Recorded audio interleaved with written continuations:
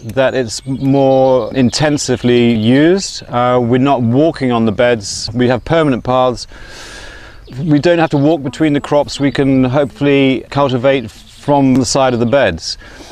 It also provides a microclimate where when it's colder weather, the cold air moves down onto the paths, leaving it warmer on top, and hopefully this will be a benefit growing in colder weather. And those are the main reasons we're going for it. Ease of labour. It does require a lot of work to start with though, and it has been a long slog. Myself and Megan have both been working 12-hour days, and but I think it's paying off. We shall see next year to how much it has paid off. If we keep weeding and keep weeding, it'll eventually they just won't come back.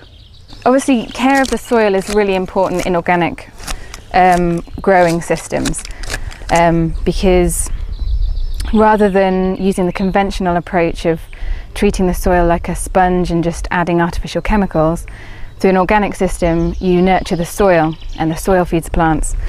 So we've got compost, which is kitchen scraps, horse manure, bracken and seaweed, and then we've got some other compost heaps which are the same but just without the kitchen scraps, and that makes sure that you're getting all the nutrients that the plants will need, but in a form that feeds the soil so that it encourages life in the soil, lots of microorganisms, and that's much better for the plants. I'm just chopping up the chicory, which is bolted. So this was a crop that we had in over winter, and it's bolted, which means that it goes to flower, and at that point all of the energy is going into the plant reproducing, so that the leaves are no longer as tasty. So that's it, and we just take them up and chop them, and then they go into the compost. The length of time it takes compost to break down depends on what's gone into it.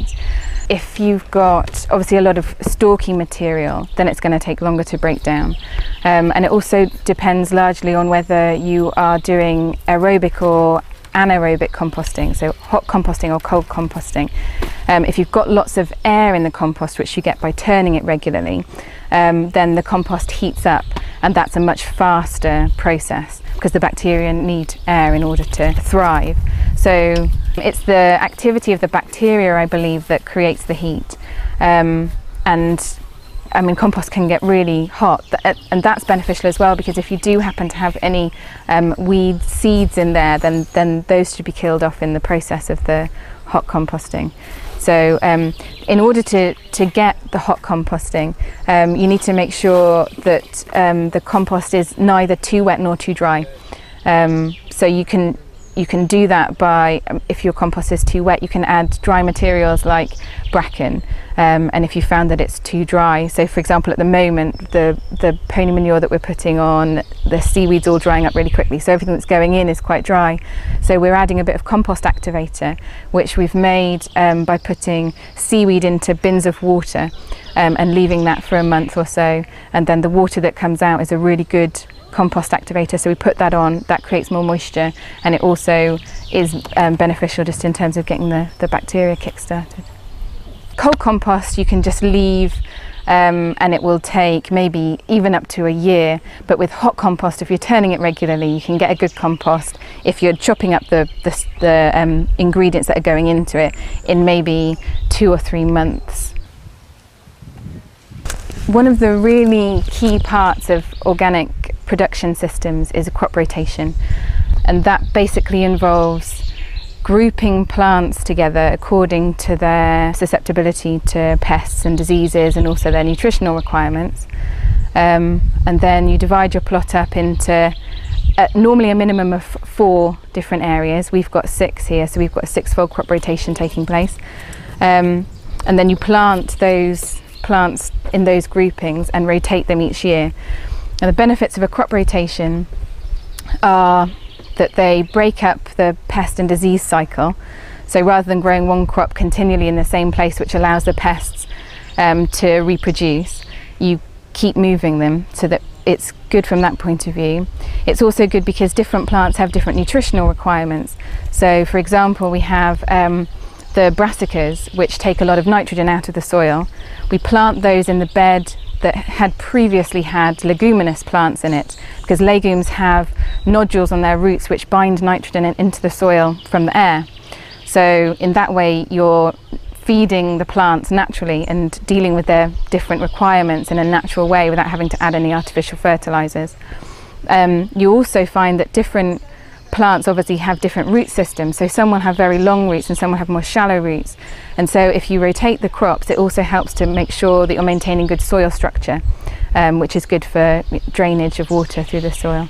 So a crop rotation is really beneficial for all sorts of reasons, and in an organic system it's essential because you can't fall back on artificial pest control, pesticides and artificial fertilizers.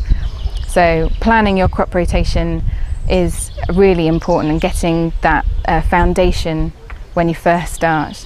So all gardening books have advice on what factors you need to consider. Things like brassicas shouldn't be in the same piece of land for at least 4 years, which is why you would have a minimum of a 4-fold crop rotation to make sure that the brassicas aren't in the same piece of land for 4 years, and that's because of club root. In winter crops, we're looking towards the brassicas, I think, more than anything. Brassicas and the chard. Though I did notice this early this year, the chard was getting so beaten by the weather that I resorted to putting a plastic covering over it, a cloche over them. They weren't on raised beds at that time, and that allowed them the chance to give us a quality of leaf that was good enough for the kitchen use. Otherwise, I think you're looking mostly towards the broccolis and the cabbages. Looking to extend our ability to grow undercover, possibly a geodesic dome, but if not, definitely another polytunnel. The thing with the dome is it can withstand a high wind and is glass. It's got a 30-year lifespan, whereas the covering for the polytunnel, although it's a small one, last year was costing £500, and you can expect, if you're lucky, 4 years out of it. So I'd like to go for glass, but that's if and the proposal is accepted. But growing undercover extends our season by 10 weeks easily.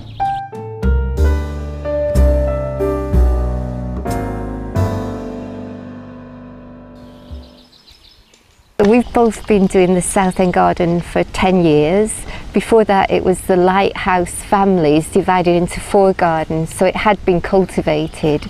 So it was pretty overgrown, but a few people from Holy Island had started doing stuff there. There was asparagus then, and fruit trees, gooseberries, apples. Were the pears already in as well? No. No. No, it was just the one apple tree left. Was it one apple? Yeah.